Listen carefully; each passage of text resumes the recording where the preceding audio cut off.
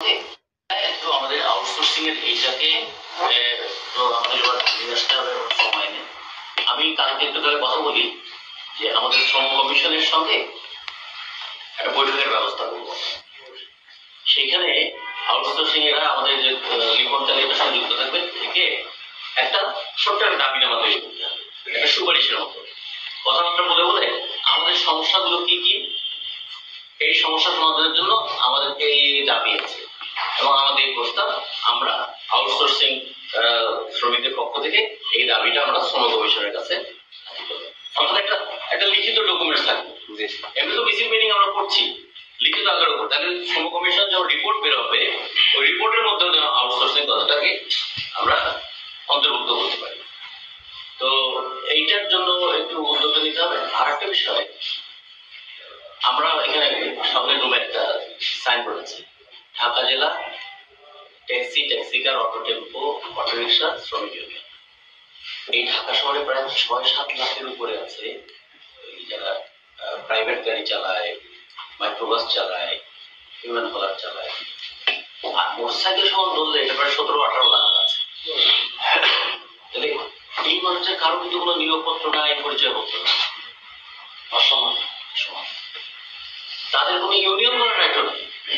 আমরা আমাদের হালকা দামি ইউনিয়ন, কিন্তু ইউনিয়নটা আমরা নাম দিতে হচ্ছে কি ঢাকা জেলা ট্যাক্সি, ট্যাক্সিকার নাম দিই, কারণ ইউনিয়ন করার অধিকারটাও আমাদের সবাই। এটা নিয়ে আমরা কিন্তু দীর্ঘদিন ধরে আন্দোলন করছি। আন্দোলন করতে করতে কয়েকটা জিনিস আমরা আদায় করছি। সেটা হলো যে যখন তখন ছাঁটাই করা যাবে না, ছাঁটাই করতে হলে 1 মাস আগে নোটিশ দিতে হবে, নোটিশ দিলে 1 মাসের তার বেতনটা দিতে হবে। হ্যাঁ, এরকম করে কিছু কিছু দাবি আমরা আন্দোলনের মধ্যে আদায় করতে পারছি। এটা কিন্তু আইনে নাই, এটা হচ্ছে আন্দোলনের ফলে। আউটসোর্সিংও কিন্তু বেশ কিছু আন্দোলন করেছে। আন্দোলন করে আউটসোর্সিং কিন্তু একটু চোখে পড়ছে যে আউটসোর্সিং এর একটা বিশাল একটা যুবক গোষ্ঠী আউটসোর্সিং আছে, এটা কিন্তু এখন সবাই জানে। ক্ষতিগ্রস্ত সব থেকে বড় বিষয় আউটসোর্সিং যখন আমি ব্যক্তিগতভাবে বলি, আমি যখন আউটসোর্সিং ঢুকছি তখন আমার বয়স ছিল 34 বছর, আজকে আমার বয়স হচ্ছে 35 বছর। জানেন, এখন যদি এই মুহূর্তে কোনো কারণে আমার চাকরিটা চলে যায় তাহলে আজকে আমি কি করবো? কারণ আমার যে সময় করার ঠিক মূলত সময়টা যে উঠতে যে বয়সটা থাকে এই বয়সটা যখন করে সেই বয়সটা মানে আউটসোর্সিং কোথার ভিতরে দেখা দিয়েছে। যার কারণে এটা সরকার এমন একটা সিস্টেম করেছে যে বলে যে আছে সবাই কি বলে আত্মকেন্দ্রিক, কিন্তু আমি আত্মকেন্দ্রিক, আমি ভিক্ষা ভিত্তিক হয়েছি। কারণ আমাদের এখন অবস্থা হচ্ছে এখন আমি পাবনা একটা রিক্সা নিয়ে বেরোতে আমরা মাঠে যাই কাজ করতে, তাহলে আমাকে চলে যাবো, এমনি তো আমি কম কিছু বলতে পারবো না। তাহলে আমাকে আর কি করে সরকার ক্ষতি করবে। আমি এটা ব্যক্তিগত আমার অভিমত করতে বললাম বিষয়টা আছে। এমন একটা বয়সে এখন ওই ভাই যদি এখন বলে যে ভাই আপনার কাজ হয়ে চাকরি নেই, ওই ভাই এখন কি কাজ করবে?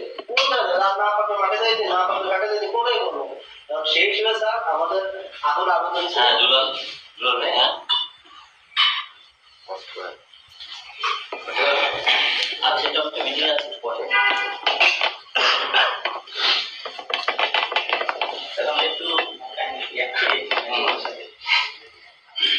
আমরা এখানে যারা আছি তারা মোটামুটি বলছেন যে সংসদ সচিবালয় থেকে শুরু করে সরকারের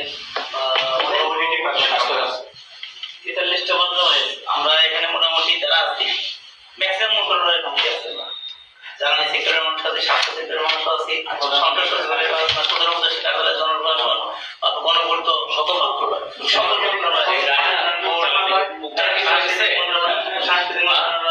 সকল মন্ত্রণালয়ের মাধ্যমে আইসিটি আছে,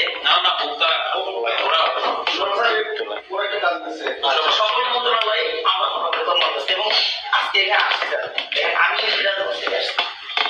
আরেকটা আশা নিয়ে আসছি, এরকম আমি দিনের পর দিন এই ঢাকাতে আসি, এসে আপনাদের যারা এরকম কর্মচারীদের প্রতিনিধিত্ব করে শোনেন, আমরা তাদের সেই ধরনের বিশ্বাস দিতে চাই, আমাদের লক্ষ্য দুর্দশা বলুন তাদের চেষ্টা করি।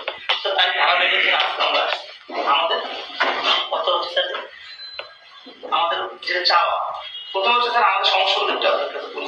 আপনারা জানেন ভাবে জানেন, আপনারা এগুলো নিয়ে কাজ করেন। তারপরে স্যার একটু ছোট করে বলি স্যার, আমাদেরকে মূলত আপনি বলছেন নিজের মুখে আমাদের শ্রমটুকু নেওয়া হয়, আমাদের ভেতর থেকে আমাদের মেধা শ্রমটুকু নেওয়া হয়, সরকার নিচ্ছে নিয়ে এই দেশকে আপনি অনেক বড় করছে, অনেক সমৃদ্ধশালী করছে, বিশ্বের কাছে অনেক সুন্দরভাবে রিপ্রেজেন্ট করতে। কিন্তু আমাকে সেই দেশের অংশ করা হচ্ছে না, সেই ডেভেলপমেন্টের যে অংশ আমিও ছিলাম এই স্বীকৃতি আমাকে দেওয়া হচ্ছে। আমি যে প্রতিষ্ঠানে চাকরি করি স্যার, সেই প্রতিষ্ঠানে যখন আমার কোম্পানি ছিল, কোম্পানি যখন এতটুকু ছিল তখন থেকে আমি আছি। এখন কোম্পানি এত বড় হয়ে গেছে, আমি ঠিকই আছি স্যার, কিন্তু আমার অবস্থাটা হচ্ছে ঠিক এই নিচের জায়গাতে আছে। জটিল মানে এখন তো যে কোনো সময় কোম্পানি বলবে আরো অন্য লোক নেওয়ার। এখন স্যার আমি স্যার যখন ঢুকছি স্যার ফেব্রুয়ারি 10 তারিখে আমার কথা বলতে স্যার দেখেন স্যার, আমাদের সবচেয়ে বড় অবদানের নাম হচ্ছে কখন আমাদের চাকরি চলে যায়। এটা হচ্ছে সবচেয়ে বড় আতঙ্কের নাম। যে কোনো মুহূর্তে যে কোনো কর্মচারী বলে দিল তোমার চাকরি নাই, কোনো কথা নেই, তার চাকরি নেই, শেষ। স্যার এই আতঙ্ক প্রত্যেকটা রাত, এই আতঙ্ক নিয়ে আমরা ঘুমাতে যাই। সকাল অফিসে গেলে যদি বলে দেয় তোমাদের চাকরি নাই, স্যার এরকম একটা মেন্টালি প্রেশার নিয়ে আমরা থাকি প্রত্যেকটা দিন। চাকরি শুরু থেকে আজকে পর্যন্ত যারা আসি, এর মাঝখানে স্যার অসংখ্য মানুষের চাকরি চলে গেছে, হাজার হাজার লক্ষ লক্ষ মানুষের চাকরি এমনি চলে গেছে স্যার। কালকে এই বাইরে যাবে না, পরশুদিন আমার যাবে না, এর কোনো গ্যারান্টি নেই স্যার। এই মাসে আমি যদি পরিসংখ্যান করি স্যার, বিগত 2 মাসে আমাদের চাকরি চলে গেছে 6000 উপরে, 40,000 চাকরি চলে গেছে, কোনো কারণ নাই স্যার, বিনা কারণে চলে গেছে। ডিসেম্বর মাসে সর্বনিম্ন বাংলাদেশ থেকে 20 থেকে 30,000 মানুষের চাকরি চলে যাবে স্যার, বিনা কারণে, কোনো কারণ নেই, এদের কোনো দোষ নেই, এটা চলে যাবে স্যার। কেন চলে যাবে স্যার? আউটসোর্সিং নামে একটা কালো আইন আছে স্যার, নীতিমালা আছে, সেই নীতিমালা বিগত সরকার করছে।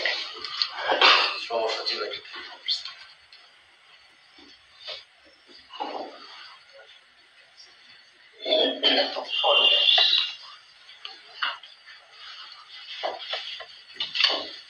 হ্যাঁ জি, আমি ওই আরো দুজনের সঙ্গে কথা বললাম যারা একটু এ ব্যাপারে ইফেক্টিভ রোল প্লে করতে পারবে। আমি তাদের নাম চেষ্টা দিয়ে দিই।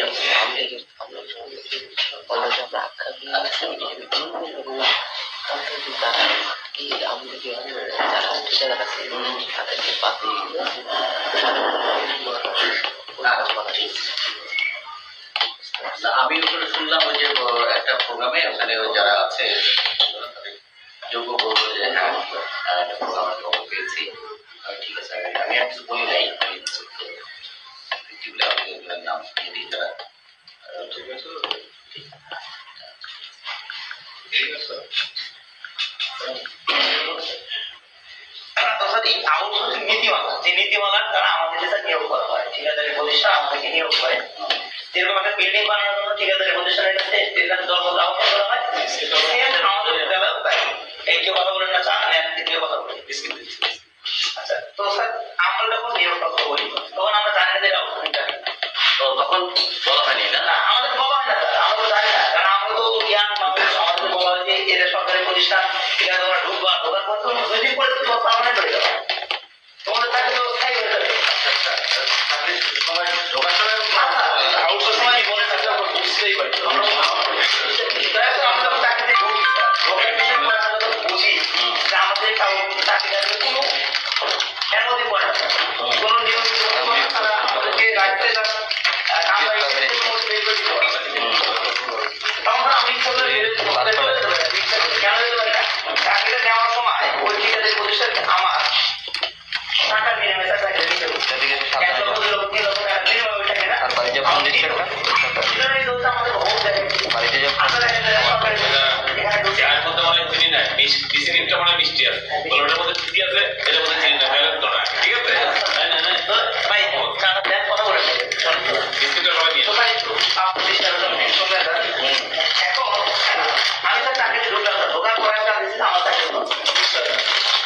তারপরেও স্যার আমরা চাকরি করতে হঠাৎ করে 1 বছর যখন চলে আসে স্যার, ট্রেনারিং আছে 3 বছর পরে ট্রেনারিং আছে, তখন স্যার আমার টেন্ডার দেওয়া হয় খাওয়া দাওয়া না স্যার, যখন আমার টেন্ডার দেওয়া হয় তখন স্যার কি করা হয়, এই পুরাতন লোককে, এরা মেধাবী, এরা যোগ্য, এরা দক্ষতা অর্জন করছে, এদেরকে প্রাইভেট বেসিসে নেওয়া দেওয়া হয়। এই মিনিমাম কথা স্যার পরবর্তী টেন্ডারে লেখা থাকে অ্যাটলিস্ট ওই প্রতিষ্ঠান প্রধান বা টেন্ডার তিনি কল করেন এতটুকু কথা লিখতেন যে এই ছেলেমেয়েগুলো আমাদের কাছে কাজ করে, সবাই যোগ্যতা হয়ে গেছে, সবাই অভিজ্ঞ হয়ে গেছে, অতএব এদেরকে এই কথাটুকু লেখা যায় না, লেখা থাকার কারণে কি করছে ঠিকাদারি প্রতিষ্ঠান পুরাতন লোক সব বাদ দিয়ে দিয়েছে। কোটি টাকা নতুন টাকা রেখে নতুন করে আবার অর্থের বিনিময়ে আবার নতুন করে নিয়োগ করে আমরা বক্তব্য বিচার চাকরিদারা চলে যায়। আপনার প্রতিষ্ঠান বলেন আপনার কাছে বলতে চাই যে স্যার আমাদের চলে গেল ঠিকাদার বের করে দেবেন। আপনার সুন্দর করে বলে দেন যে না আগে তোমাদের তো বলা তোমাদের ঠিকাদারকে রাখবে কি রাখবে না, এটা তো আমার হেডেক না, এটা তো আমি দেখার কোনো ইচ্ছা আমার নাই। অথচ কিন্তু উনি ইচ্ছা করলে এই কথা লিখতে পারতো, কেন বলে না? ওই যে ঠিকাদারি প্রতিষ্ঠান আপনার রাষ্ট্র চুক্তিবদ্ধ হয় সেখানে একটা লেনদেন প্রতিষ্ঠান বলে মানে টেন্ডারিং যেটা করে তার একটা লেনদেন হয়ে যায়। হয়ে যাওয়ার কারণে উনি আর কর্মচারীর পক্ষে কোনো কথা বলে না, কারণ কর্মচারীর পক্ষে কথা বলতে তুমি ঠিকাদারি টাকা পাবে। আচ্ছা, যখন আমরা নিয়োগ করতে বলবো কন্টিনিউ চাকরি করতে এর মাথায় কোনো সমস্যা আমরা বলতে দেয় পরিষ্কার ভাষায় বলে দেয় না তোমরা তো আমাদের লোক না, তোমাদের বিষয়গুলো আমাদের দেখার মতো করে না, দায়িত্বের মধ্যে করে না। 2015 সালে সমস্যা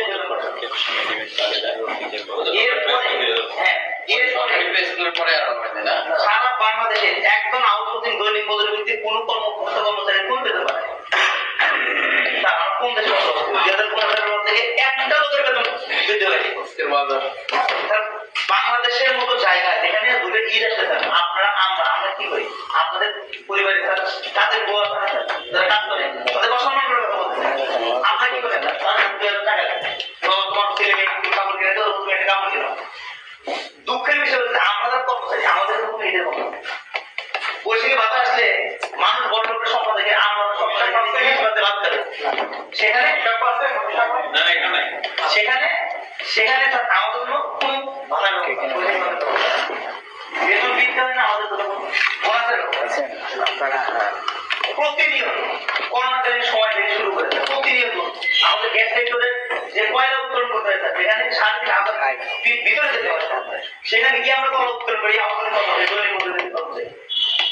সেখানে প্রফিট হাই কর্মচারীরা কিন্তু একদম পিয়ন যা পায় একদম এমনি উনি সেম কিন্তু পায় 8 লক্ষ 9 লক্ষ টাকা কিন্তু সকল ফ্যাসিলিটির বাইরে শুধুমাত্র প্রফিট বোনাসে পায় 8 থেকে 9 লক্ষ টাকা।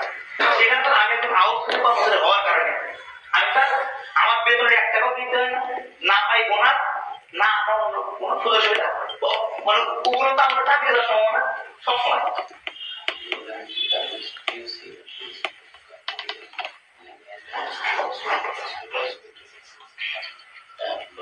এই অনুরূপভাবে করোনাকালীন সময়ে তারা এই স্বাস্থ্য সেক্টরে থাকতে সবাই তার বাসায় চলে গেছে। ডাক্তার আমরা একদিন ডিউটি করতে 7 দিন আসে নাই, আমার সাথে পরে আসছে 15 দিন পরে আসছে, রুটিন করে ডিউটি করছে। এই করোনাকালীন সময় করে আমরা আউটসোর্সিং কর্মচারী এরা কিন্তু বাসায় যায়, এরা কিন্তু জীবনের মানে ত্যাগ করে প্রতিনিয়ত অসংখ্য মানুষ আমাদের মারা গেছে এই ডিউটি করতে যায়। উপরন্ত কি হচ্ছে তাদেরকে কোনোরকম এই যে আপনার প্রণোদনা দিলে সরকার দিচ্ছে এই প্রণোদনা কিন্তু এই বাড়িতে দেওয়া হয় প্রণোদনা পাইতে সরকারি কর্মচারী যারা চালাবে এরা আমাদের সবচেয়ে বড় সংখ্যা দেয় আমরা যখন 2020 সাল থেকে আন্দোলন করি আজকে পর্যন্ত আমাদের আন্দোলন সংগ্রামে প্রথম দাবিটা ছিল যে অ্যাটলিস্ট সরকারের পক্ষ থেকে আমাদের এনশিওর করা হোক যে আমাদের চাকরির ঝামেলা বিরাট আমরা যদি কেউ মেজর অপরাধ করি আমাদের চাকরি যায় এটা মেনে না কেউ কোনো অপরাধ করে বিনা কারণে আমাদের চাকরি চলে যায় এই জিনিসটা যেন না হয় এটা থাকার কারণে একটা শ্রেণী শুধুমাত্র লাভবান একটা ঠিক আছে একটা ব্যক্তি উনি কিন্তু লাভবান আছে লক্ষ লক্ষ কোটি কোটি টাকা ইনকাম করছে কিন্তু আপনাদের সিস্টেমটাকে বন্ধ করে যে না পুরাতন কর্মচারীদেরকে অগ্রাধিকার বহাল রাখে এটা তো আপনি লাগে বা পুরাতন কর্মচারীদেরকে বহাল রাখে তাহলে কিন্তু লক্ষ লক্ষ মানুষ কিন্তু উপকৃত হচ্ছে। এই দাবিটাকে এস্টাবলিশ করার জন্য আমরা 2020 সাল থেকে আন্দোলন সংগ্রাম করে লাস্ট যে আমরা করলাম 17ই অগস্ট আমরা আন্দোলন করলাম সমাবেশ করে সেখানে হাজার হাজার আউটসোর্সিং কর্মচারী কিন্তু সেখানে আসলো দৈনিক মজুরি আমাদের আসলো। আমরা সরকারের কাছে এলাম, সরকার আমাদেরকে প্রতিশ্রুতি দিল যে আজকের পর থেকে সারা মাসে একজন কর্মচারী চাকরি যাবে না। আমাদের কমিটমেন্ট হলো সেখানে কিন্তু আমাদের মাননীয় উপদেষ্টা মহোদয় প্রধান উপদেষ্টা মহোদয় ছিলেন, আমাদের আরো কয়েকজন উপদেষ্টা মহোদয় ছিলেন, আমাদের উপদেষ্টা মহোদয়ের মধ্যে আমাদের নাইট স্যার ছিলেন, প্রধান উপদেষ্টা মহোদয়ের প্রেস সচিব শফিকুল আলম স্যার ছিলেন, উপদেষ্টা সচিব সাব্বির স্যার ছিলেন, আরো অনেকে ছিলেন। ওনারা আমাদের কথা দিলে আমাদের এখানে চাকরি দেয় না। তার কষ্টের বিষয় হচ্ছে যে ওই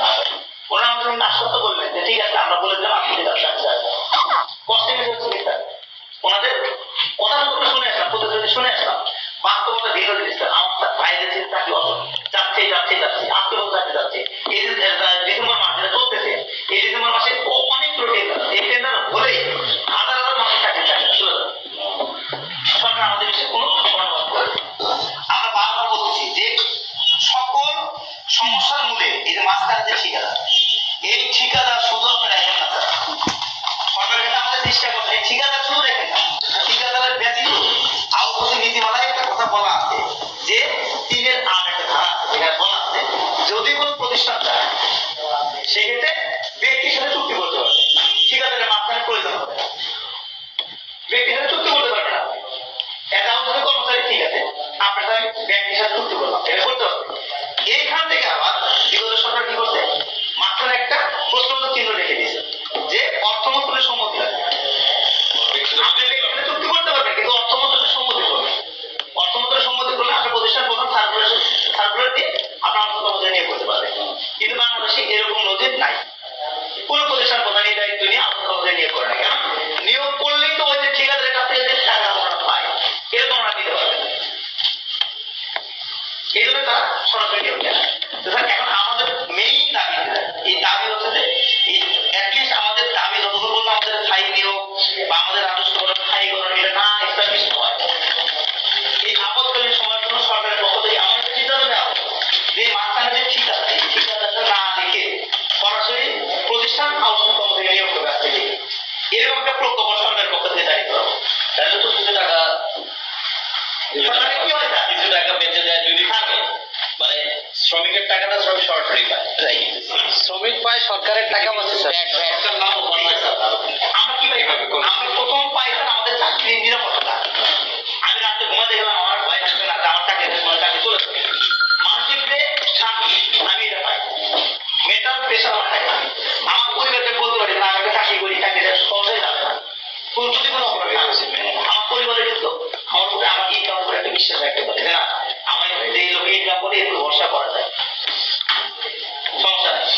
এইটা বাস্তবায়ন করার জন্য আমরা সরকারের কাছে দিনের পর দিন, মাসের পর মাস, সরকারের গোয়েন্দা সংস্থার কাছে আমরা দিনের পর দিন, মাসের পর মাস, আমরা সরকারের যে যে জায়গাতে গেলে কাজ হবে সেই জায়গাগুলোতে আমরা গেছি, উন্নয়ন বিনয় করে এই একটা দাবি আমরা এই ১৭ তারিখের পর থেকে বিভিন্ন মহলে আলোচনা করতেছি। কিন্তু স্যার কষ্টের বিষয় হচ্ছে যে সরকারের বিভিন্ন গোয়েন্দা সংস্থা আমাদের বলা হয় আপনাদের নিয়ে কাজ করতেছে সরকারি মহলে, আপনাদের বিষয়গুলো নিয়ে আমরা আলোচনা করতেছি, সরকারের কাছে মানে প্রত্যেকটা সময় প্রত্যেকটা তথ্য দিচ্ছি, সরকারকে আমাদের দুঃখ দুর্দশার কথা আমরা জানাচ্ছি, আমাদের বিভিন্ন তথ্য সরবরাহ করতেছি গোয়েন্দা সংস্থার কাছে, ওনারা নাকি সরকারের কাছে দিচ্ছি। আমার প্রশ্ন স্যার, দেশের গোয়েন্দা সংস্থা যদি সরকারের কাছে আমাদের দুঃখ দুর্দশার কথা উপস্থাপন করে, তাহলে আপনারা কোনো সংস্থার একটা কমিটি হয়েছে, সেখানে আপনারা মিটিং করলেন, কষ্টের মুখ পেটে যায় যে সারা বাংলাদেশের ৮ থেকে ৯ লক্ষ কর্মচারী যেখানে চাকরির নিশ্চয়তা নাই, মাসের পর মাস বেতন পাচ্ছে না, ওদের চাকরি পর্যন্ত হারাচ্ছে, এদেরকে একটা শব্দ সেখানে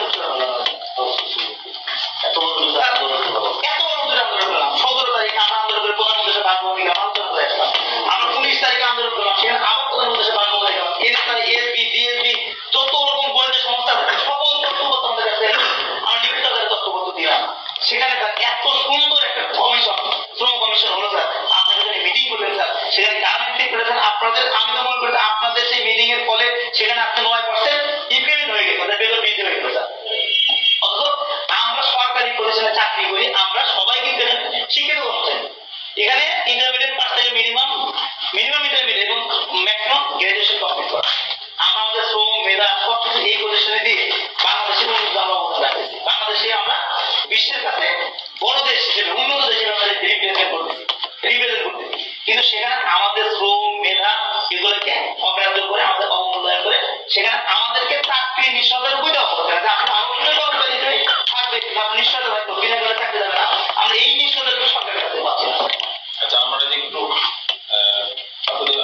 মূল কথাটা চলে আসছে, মূল কথা যদি আমাদের দাবি দেখি, আপনাদের দাবি হচ্ছে আপনাদের কাছে আমাদের দাবি সারা বাংলাদেশের সকল আউটসোর্সিং কর্মচারী, দৈনিক মজুরি কর্মচারী, এই প্রকল্প বৈধ কর্মচারী যারা আছে, এই ৮ থেকে ৯ লক্ষ কর্মচারীর পক্ষ থেকে আপনাদের কাছে আমাদের আজকে যারা প্রতিনিধি আমরা আছি তাদের পক্ষ থেকে অনুরোধ যে শ্রম সংস্কার কমিশন আপনারা গঠন করতে, সরকার কমিশন গঠন করে দিতে, আমরা একটু আপনাদের সাথে বসতে চাই, সবার সাথে বসে সারা বাংলাদেশের মানুষের দুঃখ দুর্দশার কথাগুলো বলতে চাই।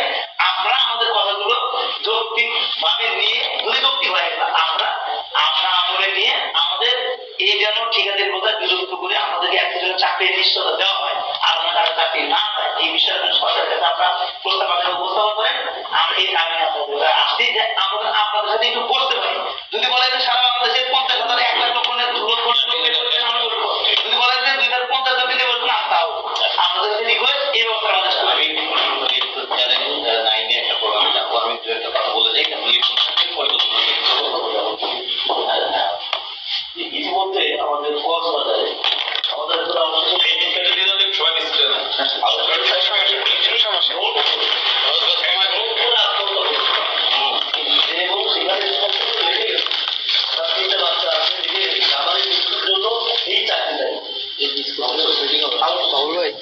এবং এরকম বিভিন্ন জায়গায় আমাদের আহ্বায়ক কর্মচারীরা এই চাকরি মৃত্যুর কারণ দেখে বা ইতিমধ্যে আমাদের আহ্বায়কের বিভিন্ন জায়গায় কর্মচারী যারা তারা কাজ করে তারা অ্যাক্সিডেন্টে মারা গেছে। আপনারা দেখেছেন যে এই যে উপদেষ্টা ছিলেন উনি একজন যে আমাদের এই কর্মচারীকে দেখে আসে, দুইজন কর্মচারী মারা গেছে।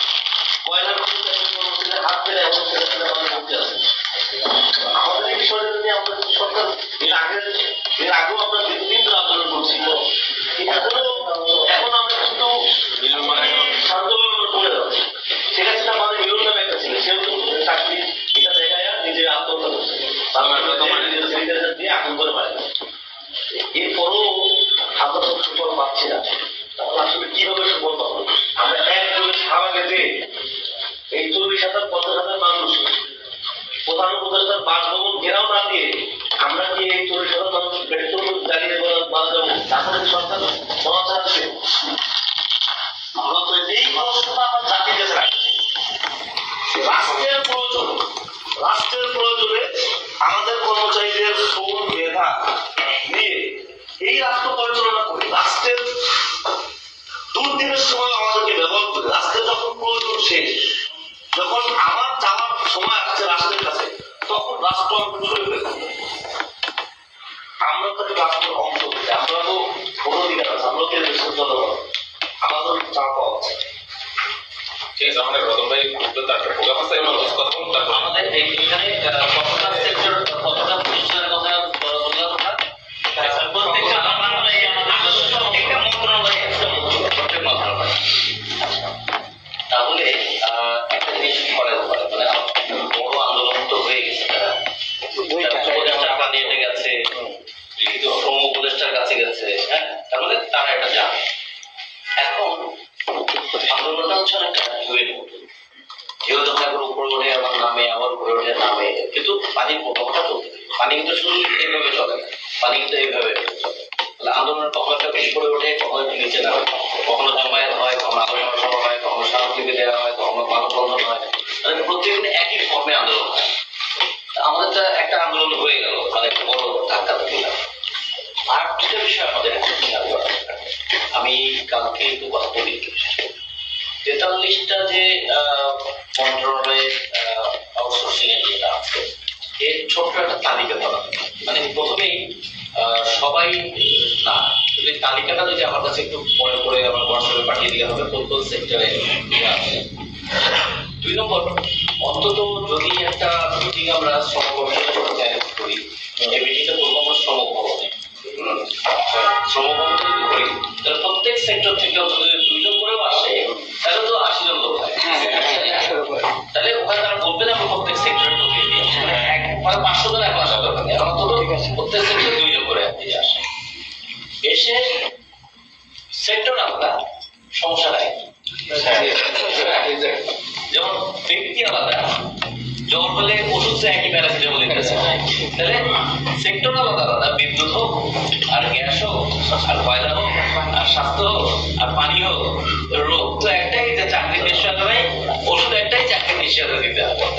এই কথাটা আমরা কমনলি কিভাবে তুলে ধরতে পারি সেটার একটা ব্যবস্থা করার জন্য আমি কালকে কথা বলি। একটা যদি ডেট ঠিক ডিক্লেয়ার করা হয় যে তিনি কখন সময় দিতে পারবেন, ওইটা যদি সময় দেয়, আমরা 3-4 দিন আগে যদি এরকম একটা ব্যবস্থা করি যে আউটসোর্সিং শ্রমিক কর্মচারীদের সঙ্গে শ্রম কমিশনের এটা আমরা আনুষ্ঠানিকভাবে বলা যায় না, আমাদের শ্রম ভবনের যে কনফারেন্স রুম আছে, প্রয়োজন সেই কনফারেন্স রুমে আমরা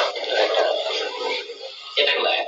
2 নম্বর হচ্ছে, এখন আপনারা বসে নেতারা আপনারা একটু মাথা খাটিয়ে যেভাবে আপনারা কথা বললেন, তাহলে প্রবলেমটা আপনারা জানেন, প্রবলেমটা নিয়ে আন্দোলন করতে হচ্ছে, নানা ধরনের খাত প্রতিঘাতের মধ্যে দিয়ে বেশি শিক্ষা আপনাদের রয়েছে। ফলে এখানে যদি এরকম কাজটা করা যায় যে আমাদের সমস্যাগুলো চিহ্নিত করা, সমাধানের পথটা দেখা। সে যেমন একটা কথা বললো না, যে যদি মাঝখান থেকে ঠিকাদারটাকে আউট করে দেওয়া যায় তাহলে কি হবে, ডাইরেক্ট কন্ট্রাক্ট, তাহলে নিয়োগপত্রের একটা জায়গা তৈরি। আমরা যখন বলি উত্তরবঙ্গে লাউ যদি 16 টাকা হয়, ঢাকায় লাউ 60 টাকা হয়, কেন মাঝখানের টাকা কে নিয়ে যায়? ওইটা নিয়ে আমরা কিন্তু রেগুলার কথা বলি। তা আমরা তো তাকে কি বেতন দেওয়া হয় আর সরকার কি বরাদ্দ করে, মাঝখানের টাকাটা কে নিয়ে যায়? আমার তো সেই মাঝখানের লোক তো দরকার নেই, কাজ তো রিলেশন, আমি তো কাজ করছি একটা সরকার প্রতিষ্ঠানের কাছে, বেতন দেবো প্রতিষ্ঠানের কাছ থেকে, মাঝখানে আবার বিয়ার মতো এইটা যদি বন্ধ করা যায় তাহলে দুটো লাভ। যেটা বললো সরকার লাভ, একটা সরকার লাভবান হলো সে নিয়ন্ত্রণ সরাসরি প্রতিষ্ঠা করতে পারে যে বাড়িতে কাজ করে। আচ্ছা, বাড়িতে একজন গৃহকর্মীর উপরও তো গৃহকর্তা যারা তারা একটা নিয়ন্ত্রণ প্রতিষ্ঠা করতে চায়, তুমি এখানকার আসবা, তুমি এই কাজটা করবা, তার একটা নিয়ন্ত্রণ। হ্যাঁ হ্যাঁ, আমিও একটা প্রতিষ্ঠানে কাজ করি, তার আমার প্রতিষ্ঠানের একটা নিয়ন্ত্রণ আছে।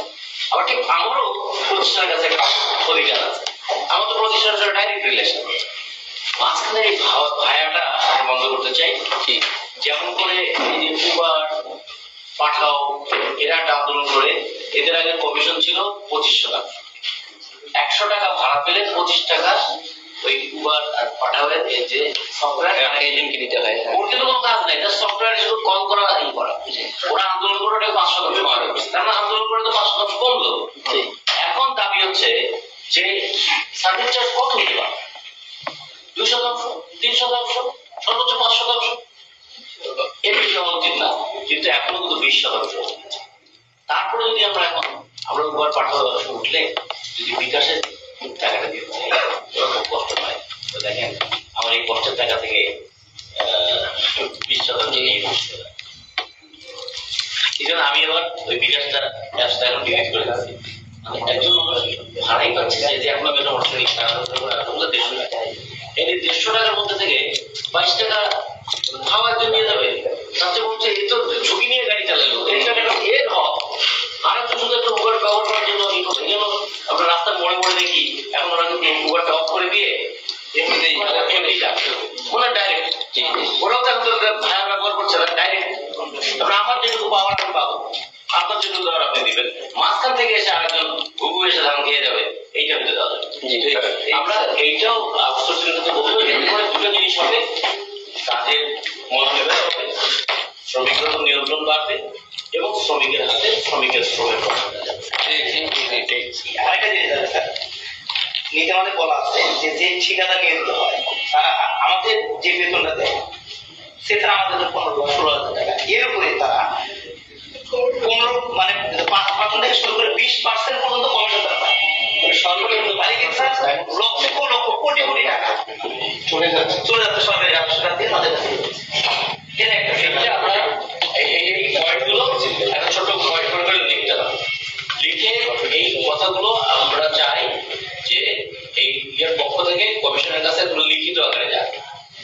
কমিশন যেন তারা এটা প্রয়োজনে তারা নোট করবে, হ্যাঁ, যে আমাদের সঙ্গে এই বৈঠক হয়েছিল, তাদের এই দাবি আছে, এইটা আমরা সরকারের কাছে, কমিশনের তো অন্য কোনো অধিকার নেই, কমিশনের অধিকার আছে সুপারিশটা করা, এই সুপারিশটা যেন একটা লিখিত সুপারিশ থাকে।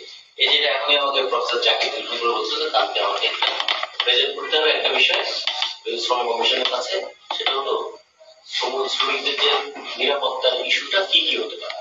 শ্রমিকদের নিরাপত্তার কয়েকটা ইস্যু আছে, আমাদের নিরাপত্তার ইস্যু দিয়ে হয় কনসেপ্টে দেখো, অ্যাক্সিডেন্টালি নিরাপত্তা, মারা গেলে তার পরিবার পরিজনের এটা কি পাবে, তারপরে তার যদি সে পেনশন বা অবসরে যায় তাহলে অবসরকালীন নিরাপত্তা কি হবে, তাহলে দুর্ঘটনাজনিত নিরাপত্তা, অবসরজনিত নিরাপত্তা, আরেকটা নিরাপত্তার কথা আমরা বলছি আনএমপ্লয়মেন্ট। হঠাৎ করে তার চাকরি চলে যাবে, চাকরিটা করোনার কারণে চলে যেতে পারে, একটা দুর্যোগের কারণে চলে যেতে পারে, সেই শ্রমিকটা হঠাৎ করে চলে গেল, তাহলে এই ক্ষেত্রে আনএমপ্লয়মেন্ট বেনিফিটের কত প্রতিষ্ঠান বন্ধ করে দিতেছে, মানে এই ক্ষেত্রেও আমরা বলছি এরকম একটা নিরাপত্তার বিষয় থাকছে। তো এইগুলো আমরা ওইটার একটা কি কি ক্ষেত্র কিভাবে এই টাকাটা আসতে পারে এবং কিভাবে এই টাকাটা শ্রমিকদের স্বার্থে ব্যবহার করা যেতে পারে সেটা একটা সুপারিশ করতে পারছি। এখানে তো আমাদের আউটসোর্সিং এর ব্যাপারটা ভয়ঙ্কর, 16-17 লাখ মানুষ হয়ে গেছে, ডাইরেক্টলি তো 7-8 লাখ যদি বলি, আর ইনডাইরেক্টলি তো পরিবারের অংশ সকলের দেশে হয়ে আছে। আমার কাছে মনে হয় যে আমি কাল পরশুর মধ্যে আলোচনা করে একটা ডেটের কথা বের করার চেষ্টা করি, কবে ডেটটা পাওয়া যায়, একটা ডেট পেলে সেটা একটু আগে থেকে জানিয়ে দিলে আমরা ডেট এবং প্লেসটা জানিয়ে দেবো যে শ্রম কমিশনের সাথে আমাদের বৈঠক হবে, আর সেখানে যেন শ্রম কমিশনের সাথে বৈঠকে আমরা শ্রম কমিশন দেখতে পাই যে হ্যাঁ সব সেক্টরের মানে খুব বেশি একটা দরকার, ঢাকায় যারা আছে তারা আসবেন, আর বাইরে থেকে আসছে না, ফলে আমরা সেই ক্ষেত্রে বিবেচনা করে